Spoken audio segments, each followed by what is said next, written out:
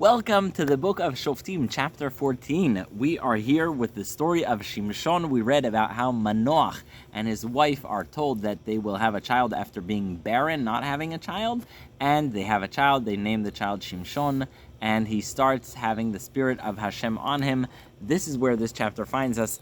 Chapter 14, Shimshon goes to Timnata, and it's an area controlled by Plishtim, and he sees a Plishti girl that he really likes and he wants to marry. He comes to his parents, and how should they say, they're not exactly excited by the idea. They say, what are you doing? Why are you wanting to marry a Plishti girl? Are there not enough lovely Jewish girls? Why are you going to marry a girl from the Plishtim who are our enemies? But he says, no, I want to marry her, and the Pasuk says it was meant to be from Hashem. So they go with him, and they're like, you know what, we'll support you in whatever you do. And they are like, okay, let's go to Timnata. Now, it's not exactly clear how this happens, but somehow along the way, as Shimshon and his parents are headed to the girl's home to make some kind of wedding arrangement, the parents walk in one path, and Shimshon walks through a vineyard. In the vineyard, what does he see? He sees a huge lion coming to eat him. And so Shimshon takes the lion, and it says that, I'm going to use gentle language here, it says that he ripped the lion apart with his own hands. So this lion comes to eat him, he rips him apart with his own hands. All right, he doesn't tell his parents about it, and they go to the girl's house, and it looks like a lovely wedding arrangement. They're going to have a very, very good wedding. They set a date for the wedding, and Shimshon and his parents go home. Then they come for the actual wedding. They're ready to make the journey back from Tzo'ah, where they live in the tribe of Dan, to the area of Timnata of the Plishtim, Timnata or Timna. And Shimshon again takes this detour where he's not together with his parents, and in the place where he last killed that lion, he sees, if you don't like gross things, by the way, now's the time not to listen, he sees that in the dead body of the lion there's a huge beehive, and because Shimshon is so fearless, he goes to the, it's kind of gross to be honest, he goes to the body of the lion, which now became a beehive, and he scoops up some honey, and he eats the honey, and it's delicious, and then he meets up with his parents again, and he gives them some honey, not telling them that the honey comes from inside the body of the lion that he killed. All right, they go to the wedding in Timna with the Plishtim, and it's a great party, and there are 30 people that are on the Kala's side, on the ladies' side, to make everybody happy. And he tells them, listen, he takes, it's called best man. He takes 30 Plishtim to be like his best man, to accompany him. So he turns to these 30 Plishtim boys, and he tells them, listen, I'm going to have a riddle for you, but it's not just a riddle. It's a riddle that comes with a bet. And here's how the bet goes. If you can figure out my riddle, I will give you each a suit, a jacket, a piece of clothing. And if none of you get it right, then each of you has to give me a jacket, which means that I get 30 jackets. So it's kind of a fair deal. If he loses, he has to give every one of them a jacket, a simla, and if they lose, they have to give him a simla, a tunic, a piece of clothing. Fair bet. And so then he tells them his riddle. Here's his riddle. This is how it goes. He says, you have 7 days until the end of Sheva Brachot, until the 7 days of festivities are over, to tell me the solution. And here's what the riddle is. I'm going to read it in Hebrew because it's so catchy. He tells them, Meha ochel yatsa me'achal. From one that eats, food has come out.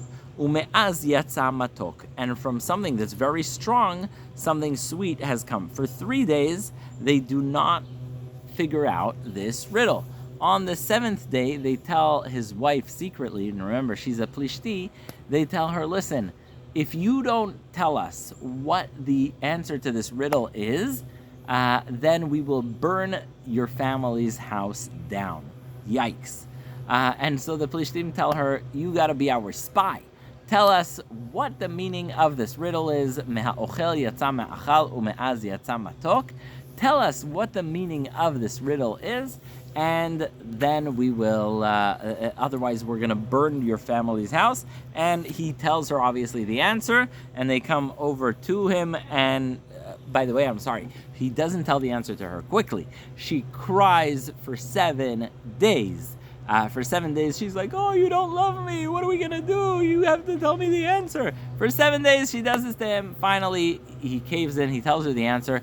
She goes, gives the answer to the Plishtim, and they come over to him and they say, aha, since we're about to come to the deadline, here's the answer. What is sweeter than honey? Nothing. What is stronger than a lion? Nobody. And so that's the answer. The answer is meha ochel yatsa ma'achal. From he who eats, meaning from a lion, came out something that can be eaten, meaning honey.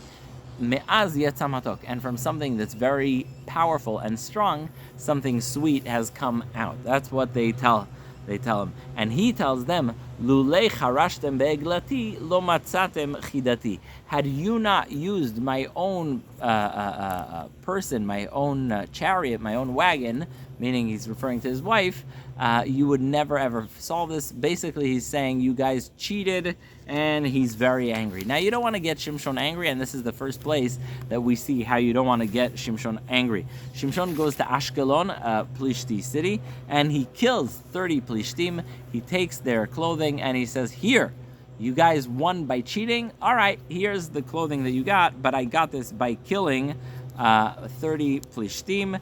And they get, obviously, they're not very happy, but he's fuming, he's livid. And from that day and on, of course, his wife was a source of agony to him. That has been chapter 14, Perek Yud Daled. So again, Shimshon goes to Timna, or Timnata, and on his way, while he's there, he sees a Plishti girl that he likes. He comes back to his parents. He wants to marry her. They're unhappy, but they still accompany him.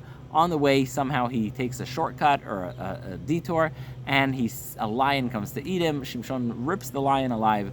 They come to the house of the Plishtim, his beloved girlfriend, and they set a wedding date. Then they go back home. They come again. On the way back, the same thing happens. He takes the shortcut / detour, sees now that the dead lion that he killed has the whole beehive in its belly. He takes from the honey, gives to his parents, comes, has a wedding. At the wedding, the 30 Plishti men that are there to make him happy, he asks them a riddle. He says, but it's not only a riddle, it's a bet for 30 pieces of clothing. And the riddle is, meha ochel yatsa ma'achal me'az yatsa matok. From something that eats came out food, from something that's strong came out something sweet.